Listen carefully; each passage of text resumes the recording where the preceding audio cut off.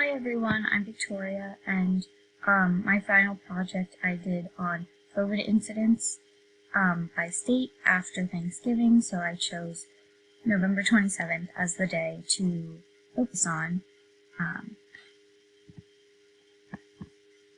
So my research objective was to find how the Thanksgiving holiday affected the way or the density that of COVID in each state or each of the contiguous states.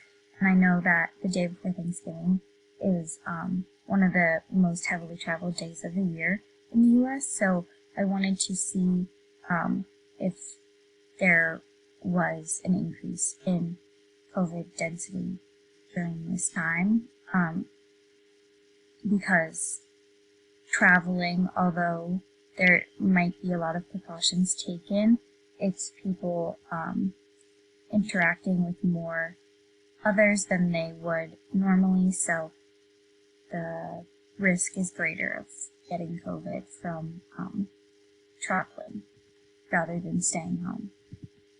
So the plan that I used for to find the results that I wanted was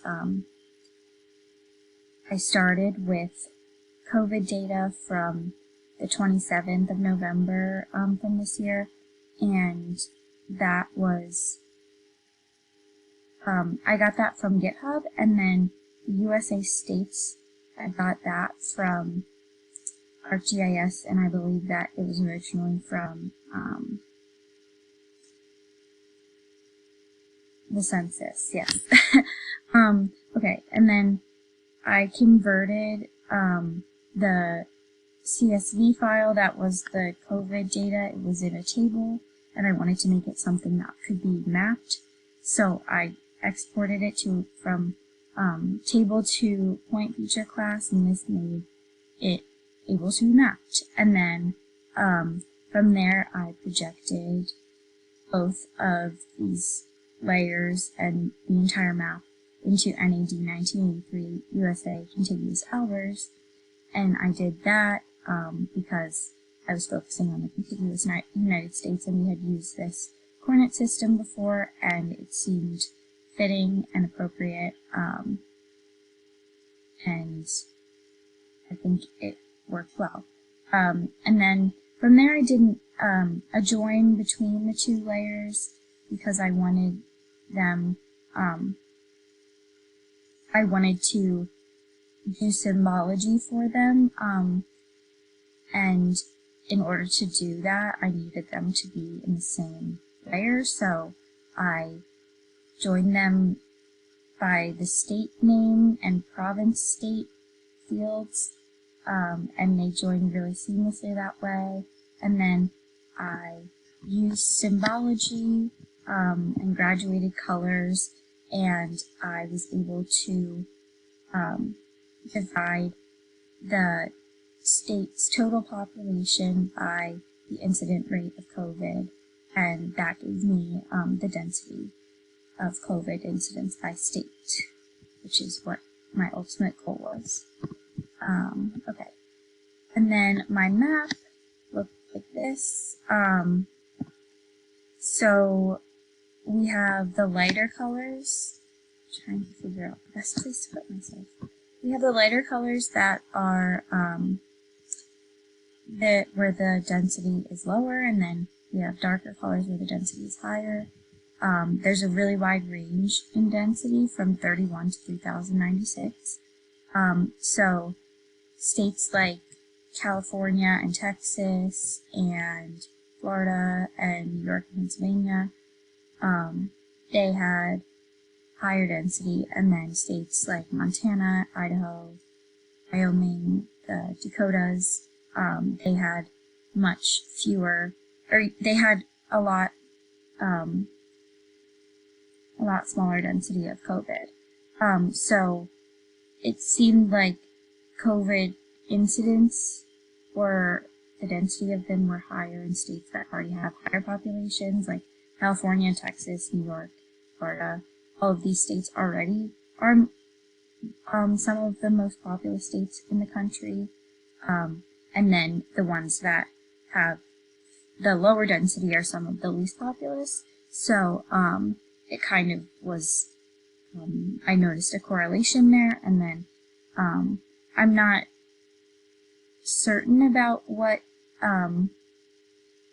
to attribute these findings to, but I think it could be that over the Thanksgiving holiday, more people are traveling to and from these states, so there's more contact with other people and more risk of getting COVID when traveling in these places. I think a lot fewer people would be traveling to places like up here, so that could be why. I'm not certain about that though.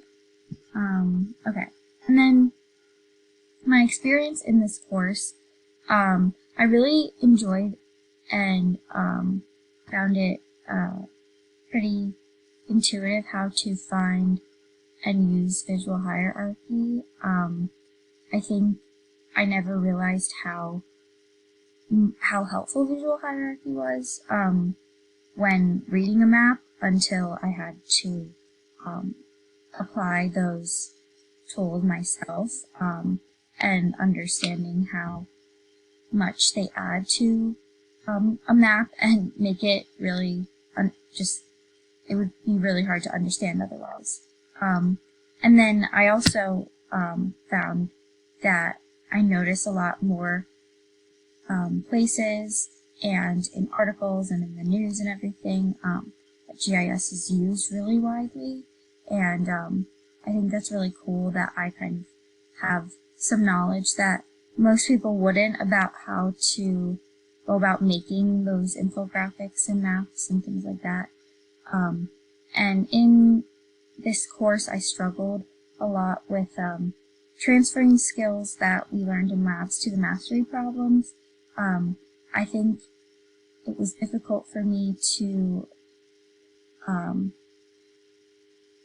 apply the skills because the skill or the tool or the operation itself was the same, but the data was different. So finding which data aligned in the mastery problem with the data from the lab was kind of difficult. And then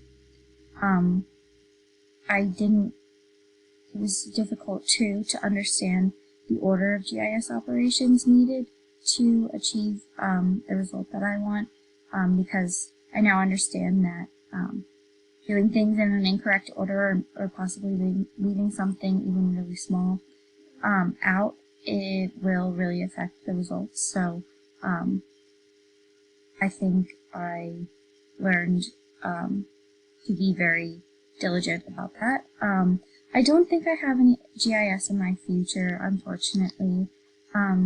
I just wanted to take this class for something different from some of my other classes, but I think it was just really difficult for me, so I'd rather maybe choose a career path that comes more naturally for me. And then I really liked when we learned about like food deserts and the healthy food stores and where they were located and things like that. So yeah, just learning how like the quantitative data can help us learn more about food inequality in Philly. So that's all from me. I hope everyone has a great break, and thank you for listening.